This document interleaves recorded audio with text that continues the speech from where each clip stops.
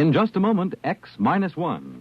But first, some of the funniest situations you've ever witnessed occur every Wednesday night when the devilish imagination of MC Jack Bailey sets to work on NBC's Truth or Consequences. You won't believe it until you hear it, so listen in tomorrow.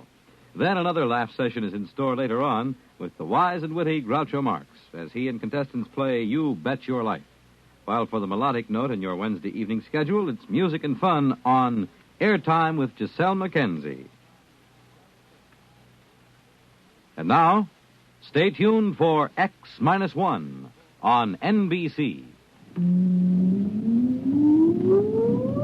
Countdown for blast off. X-5, 4, 3, 2, X-1, fire.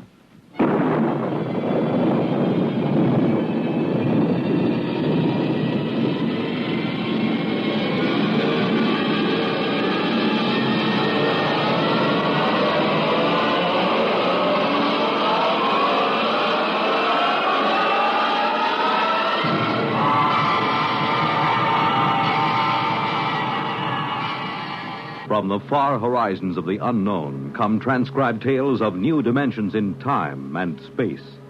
These are stories of the future, adventures in which you'll live in a million, could be years, on 1,000 maybe worlds. The National Broadcasting Company, in cooperation with Galaxy Science Fiction Magazine, presents X minus 1.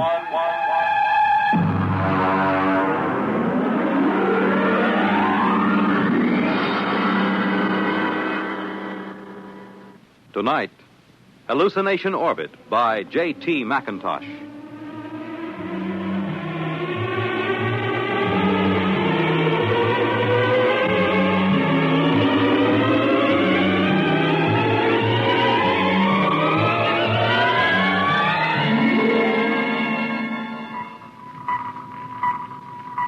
Mr. Chaka. Sir?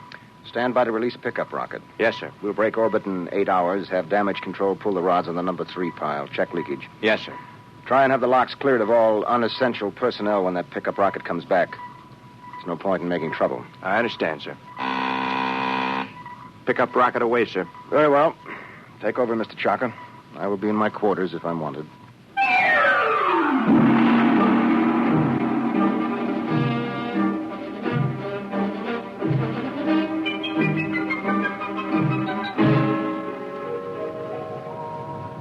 Well, now then, Mr. Danbury, make yourself comfortable. Why, thank you, Captain. You care for a drink?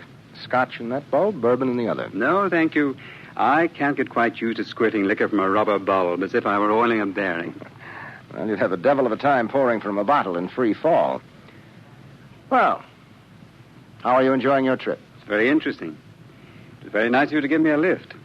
You know, it would have been 8 months before another ship came along. A whole lot more than that with the main Pluto beam station out.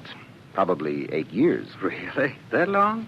I thought the whole run to Pluto was under 18 months. Yes, it is when the beam is running. You see, Mr. Danbury, we left Earth 27 days after the beam broadcast from Pluto station broke. We've been spaceborne close to 6 years. I suppose that's why you're on orbit around this planet, picking up supplies or something, eh? Oh. This is a standard pickup for the space beam service.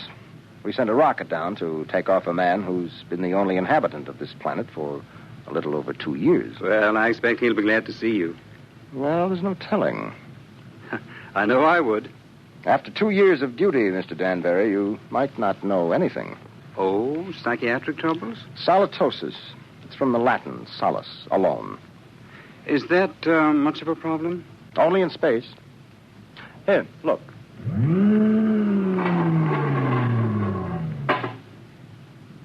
Look through that port. Seems empty. It is. It's empty of horizon, sky, sunlight, ground. It's empty of time. It's empty of people. You can't live in it too long without something happening. I see. But surely people have been alone before spaceflight. Oh, yes, but they have been on the same world with other people. And that seems to make a difference. You take a hermit on Earth, he may spend his life trying to escape civilization. Put him on a deserted world, he turns psychotic. Is there a cure? Oh, sure. Put him back with people. At least about 40 people. That seems to be the critical number. See, I have 48 in this ship's complement. I could run her with about 18. But if I tried to, I'd have psychos on my hands 6 months after blastoff. But then every one of these men on the beam stations, they're all alone, aren't they? That's right. Well, then they must get it. They do. It wouldn't pay to leave more than 40 men on a space station. And less than 40 is too dangerous. Solitosis can be homicidal. So they leave one man. Now, he gets it all right. But you can snap him out of it just by taking him back to Earth. That's why I like to have as few people as possible around when the pickup ship comes back. It can be pretty unpleasant. And what are they like? How does it affect them? Well, so far, I have picked up about 28 space station officers. I've seen 28 different sets of symptoms. I wouldn't want the job of getting those guys out of their stations and into that pickup rocket. Captain here. Pickup rocket. Signaling, sir. All right, Mr. Chalker, prepare to receive the pickup. Alert the psychiatric staff, and I'll be right there. Would you care to see them bring them in, Mr. Danbury? You're welcome if you have a strong stomach. I don't think so, thank you. All right. Mr. Chalker, as soon as the rocket is secured, make a trajectory for the next station. Yes, sir. That's Pluto Station 3. Carry on. Oh. Pluto Station 3. That will be a honey of a job. He has been on that lump of rock all by himself for close to 6.5 years.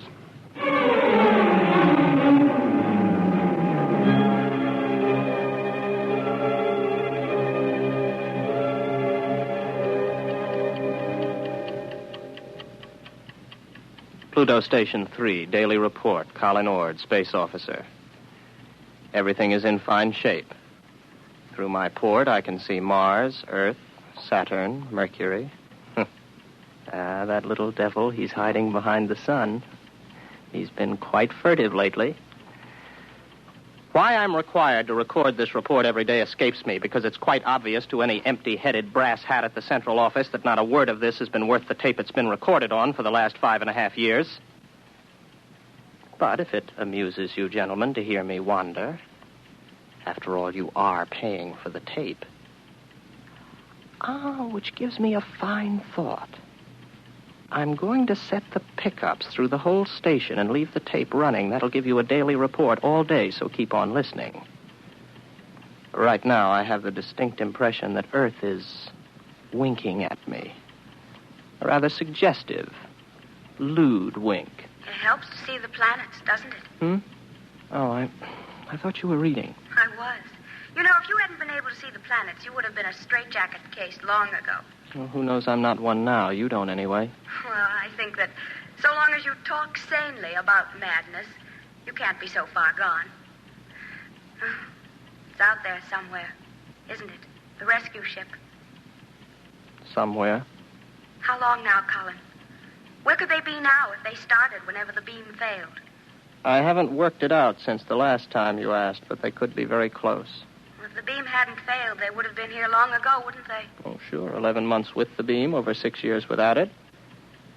Well, anyway, that triple time 6 years' pay adds up to quite a pile. You'll be set up for life when you get back to Earth, won't you?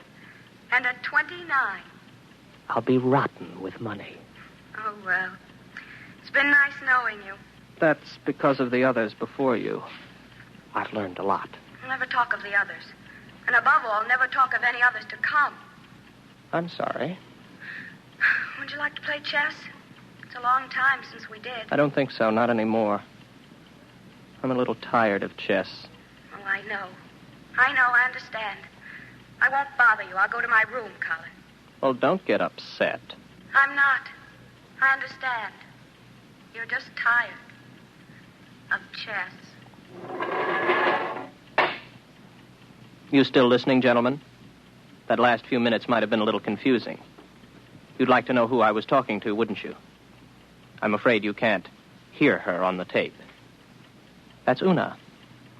And I'll tell you what she looks like. You might find it interesting. She's beautiful, but rather cool. She always wears a white shirt and sharp, creased green slacks. She's got a good figure, but in a calm sort of way. She plays a good game of chess, although I beat her 2 out of 3 times. Of course, you know why you can't hear her on the tape. But I still know, too. That's a point in my favor, isn't it? That brings up an interesting question, gentlemen, because I'm tired of Una. I'm beginning to find her a long, cool, slightly unappealing bore. My problem is how to get rid of her. I can't just tell her to vanish. She's a little too real for that. I dreamed up a ship to bring her. I'll have to find another to take her away. Well, I might as well get to it. Oh, no. No, I'm not going to bother about the ship. It's too much mental effort. I'd have to think up everything I saw, and frankly, gentlemen, I'm too tired. Maybe she'll take the hint. A lot of them did. Susie did. And Alice. Oh. I remember Margie. There was a girl. A load of bricks had to fall on her head. Took me 4 weeks to get rid of her. No. Let Una figure her own way to get off the station.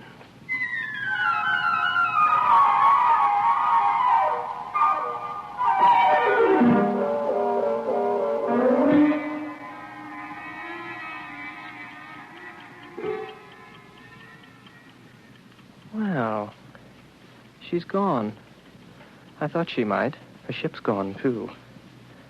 Well, all in all, I don't think Una was really very satisfactory. One of these days, I'll start believing in them, and I'll be really gone. Well, if I activate the main screens now, I'll see a ship coming in to land pretty soon. Every once in a while, I have a thought that when the ship really comes, I'll think it's make-believe. Yes, there it is. A small ship curving in for a landing. I suppose I could check on the detectors. I know they register anybody within 100,000 miles, but I don't bother checking them anymore because someday the moment will come when I check the detectors. And I'll see just what I want to see. Well, the ship's coming in for a landing now. I'll go out to meet it. I'm rather interested to find out what the explanation will be for the girl. Naturally, it will be a girl.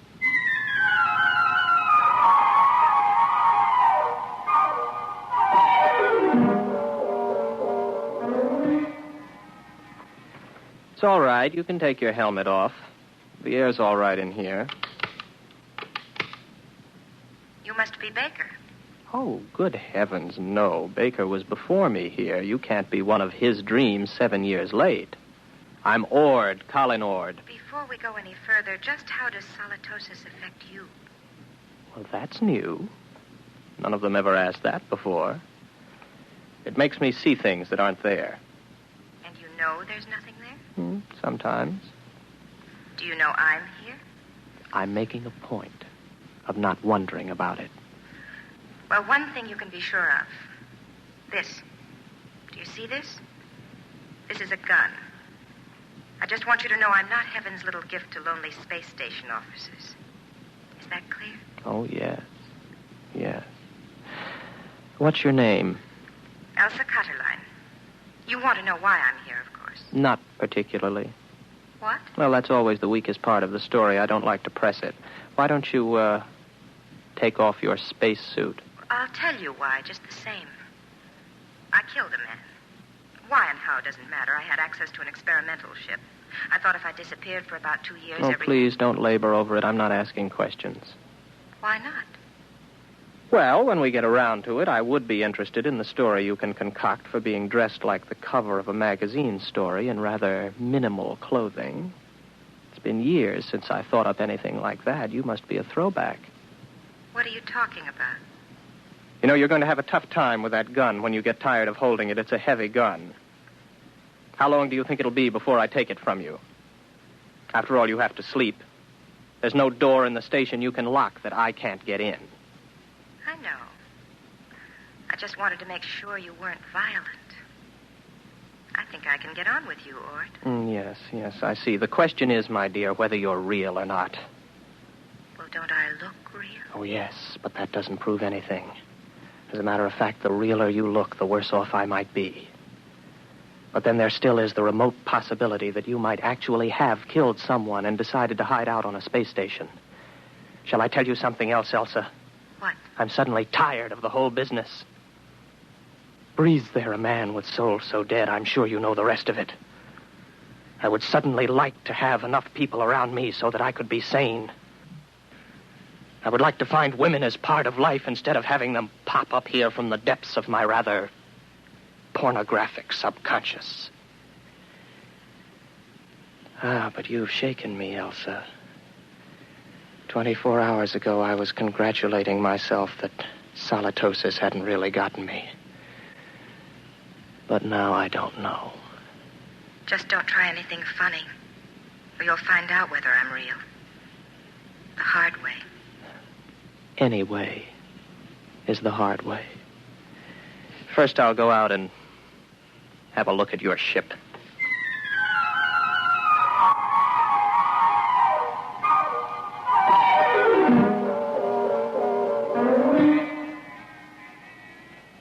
£14 per square inch air. Heat. Now, I take a gasoline lighter. There, the flame lights. But on the other hand, if there was no lighter and I see it, I could also see it burn when there isn't any air. As a matter of fact, how do I know that I can read a meter for air pressure? And now that I look again quickly, I find I haven't got a lighter in my hand, and as a matter of fact, the pressure meter reads 0. There's no air on this ship. As a matter of fact, there isn't any ship. Elsa is no more real than Una. All right, Colin, old boy, sit here and concentrate for about 15 minutes, and you'll be able to walk through the walls of the ship.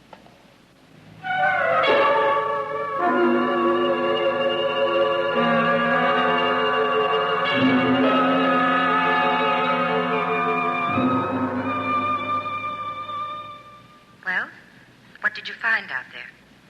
You'd better leave. It was a mistake your coming here. I'm sorry. No, don't come any closer to me. Put down the gun. Keep back. I'm warning you. Keep back. You see, it's no use. Oh, you're a good shot. You got me right between the eyes, but I couldn't feel a thing. I can't let myself be shot now, can I? Give that to me. There. Now remember, if you shoot me, nothing happens. But if I shoot you, you die. Do you know that? Yes, I know that. I'll give you about 20 minutes to get that overstuffed figure back into that spacesuit and get off my planet. Frankly, I'm getting tired of hallucinations. Tired. Give me back my gun. No. I'll keep that. After a while, I'll put it in a drawer. It'll stay there until I forget it. Then there won't be any gun anymore. From now on, my overblown figment, there will be no more Elsas or Susies or Margies. I am not going to give in to solitosis. Maybe I'll bring Una back. At least she could play chess.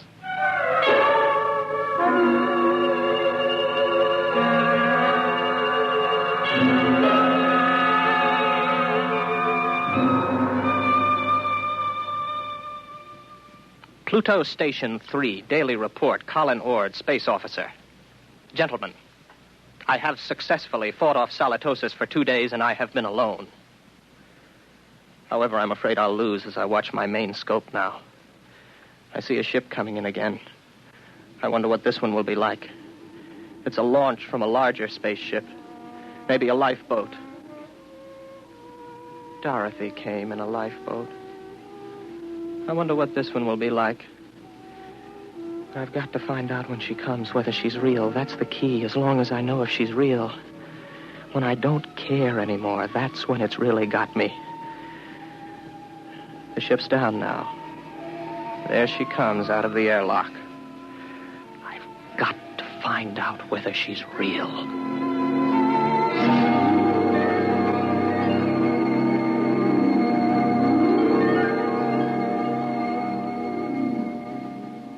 Colin Ord. That's right. I'm Dr. Lynn of 4 Star Lines. Marilyn Lynn. Oh, well, very pretty. Are you going to tell me your story now, or do I have to wait? I'm not going to tell you anything till I've found out a little more about you. Well, you're an improvement on the last one. At least you're young and beautiful, and you're not fantastic, and you look intelligent. What do you mean?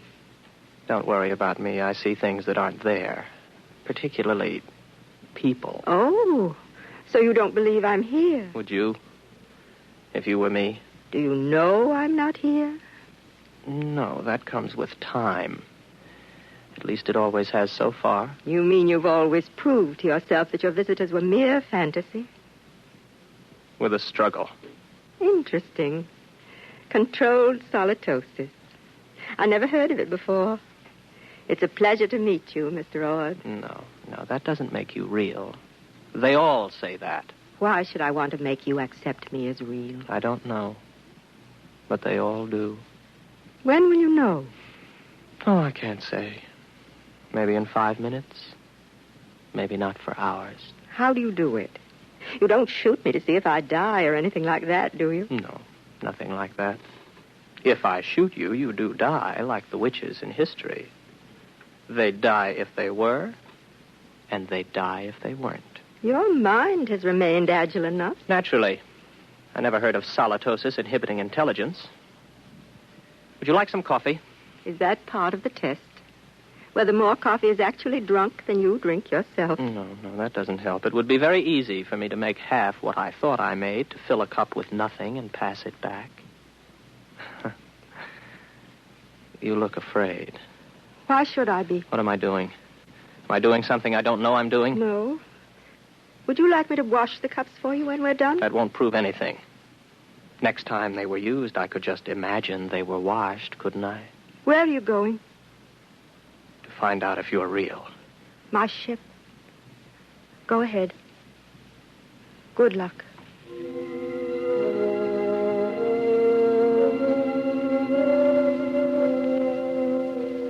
What's she afraid about? Something I said. None of the others were really afraid of me. I can't tell yet. Nothing's happened. The meters all read 15 pounds to the square inch air pressure, but that's no good. I can't tell if I'm reading them at all. Oh. Well, the wall's solid enough. My hand hurts. That doesn't prove anything. Supposing I open my faceplate. If there's no ship and no air... All right, my faceplate's open. I'm breathing air. But then again, on the other hand, my faceplate may still be closed. Maybe I only think it's open. I can't tell. I can't tell that she isn't real. That means it's finally gotten me. It gets everyone. I don't really know if anything's real, if I'm real, if this space station is real, the planet, the universe, the galaxy. Maybe all life is in my mind. I think. Therefore I am. Yes, I remember that from school. Oh, I'm tired. I got to get back to the station. Very tired. Close my faceplate, if I ever opened it. To get back to the station. Got a headache. Terrible headache. I'm very tired.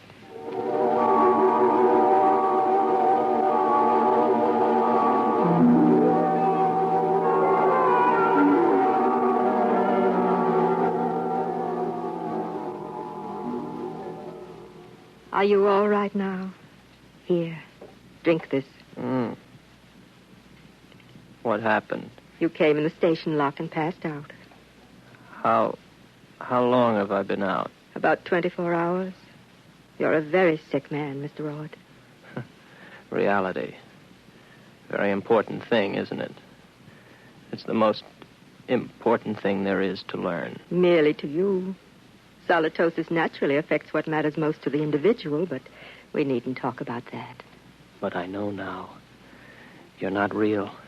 You can't be, even though I feel you are. How did you decide that? I couldn't prove you weren't, not on your ship. I'm too far gone to figure out any test that'll work. But if you are real, then how did you avoid solitosis? The only way there is. There are 48 men and women in the relief ship that's in orbit around your planet right now. I came down in the pickup rocket. We have well above the critical number of people. I keep rational by knowing they're up there in the orbit, and as soon as I'm ready, I'll take you back up there. Well, I suppose I can wait. I don't really care if you're real or not anymore. I know.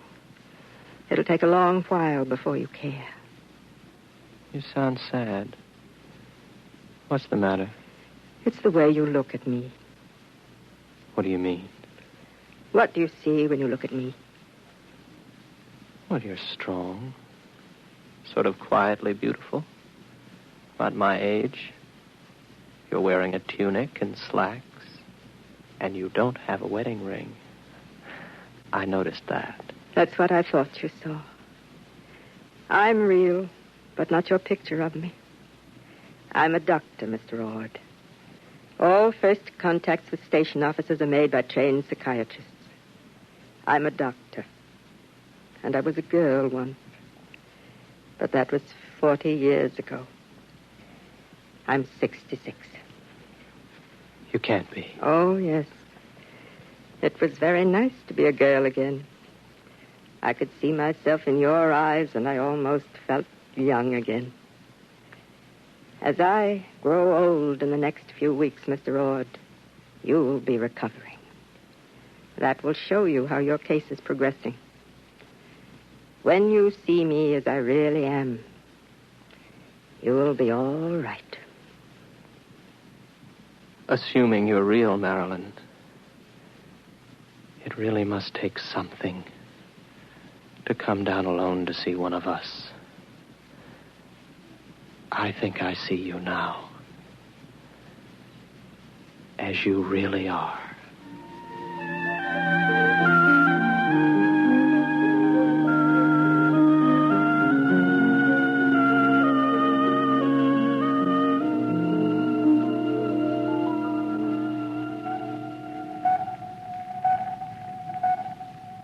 Captain, Yes, Mr. Chaka. pickup rocket all secured from Pluto number 3. How is the poor fellow? Good as can be expected. He came on board with Dr. Lynn. Uh-huh. I'm telling you, these guys throw me. There he was, holding her hand, looking in her eyes like he was in love with her. And you know what a dried-up old bat she is? Yes, I know. All right, Mr. Chaka. Prepare to blast off.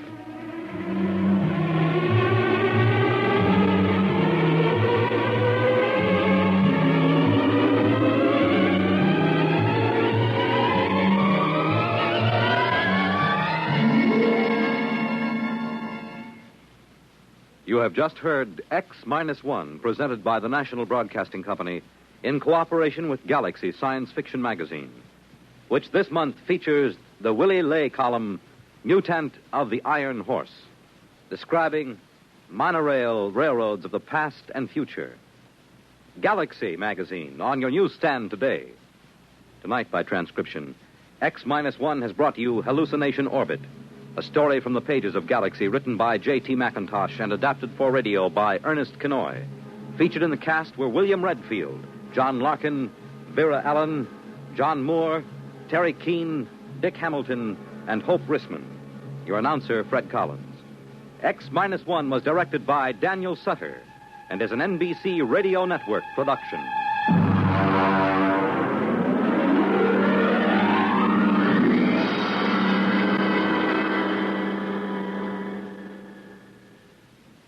National Radio Week. Recollections at 30 salutes Radio Tonight on NBC.